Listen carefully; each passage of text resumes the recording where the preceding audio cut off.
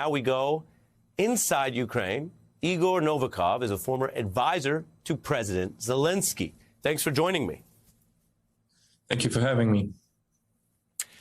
What is your understanding of the state of this Ukrainian opposition that we have witnessed and seen so much about, and how much of it has been organized here in the very recent period where it seemed to become clearer that this time would be quite different from some other scares and incursions of a partial nature by Putin's Russia?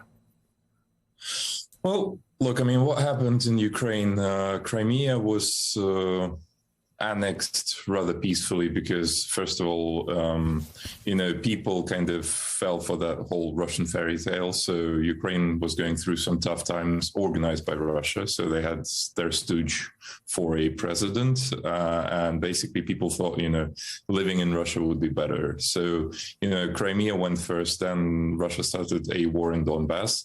A lot of people left and kind of settled in Kiev and, Western Ukraine.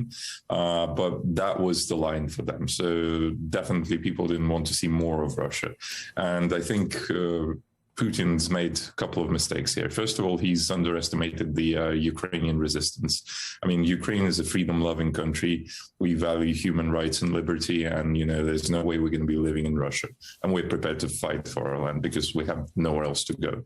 So that's the first factor. The second factor, ironically, in, working against Putin's invasion was actually Russia's corruption. And I mean, they weaponized it and tried using it in Ukraine, but they actually, fell on their own sword of sorts, right? So basically, we're hearing reports that Russia was spending a lot of money to destabilize Ukraine. So they were trying to get President Zelenskyy overthrown in a coup. Obviously, that money was stolen. Then, they've allocated large sums of money to prepare for this invasion. But what we're seeing on the ground, I mean, a lot of that money was stolen also. So literally, we have that tragical and comical situation where you have the whole tank platoons actually running out of fuel outside Kiev, and the soldiers fleeing. So I think this is a whole blunder that pretty much sums up the last 10 years of Russia and the regime they've kind of been building there.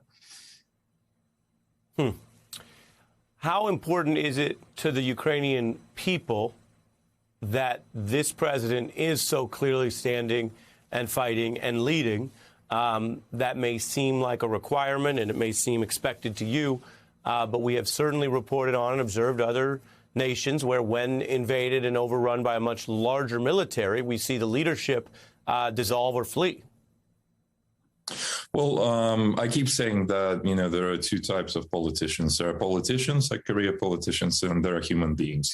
President Zelenskyy is an ordinary guy from an industrial city in Ukraine, so he acts just like any other normal, ordinary Ukrainian would. So in a sense, he's become this collective portrait of Ukrainian people. So he's not as much making decisions as kind of channeling the energy and the willpower and the will of the Ukrainian people. So obviously, he's incredibly important to our resistance, against the Russian invasion. But it's not only about President Zelenskyy, it's about all of Ukrainian people.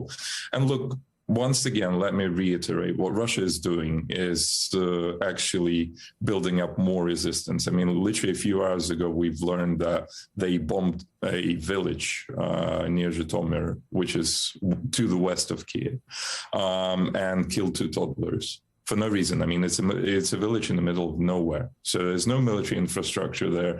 There's not even a city nearby. So literally, we had a fighter plane or whatever, a bomber, fly over and bomb innocent civilians in a village, killing toddlers. I mean, do you expect us to flee after that? Do you expect us to kind of give him our land and say, okay, we've had enough, you win, we panic?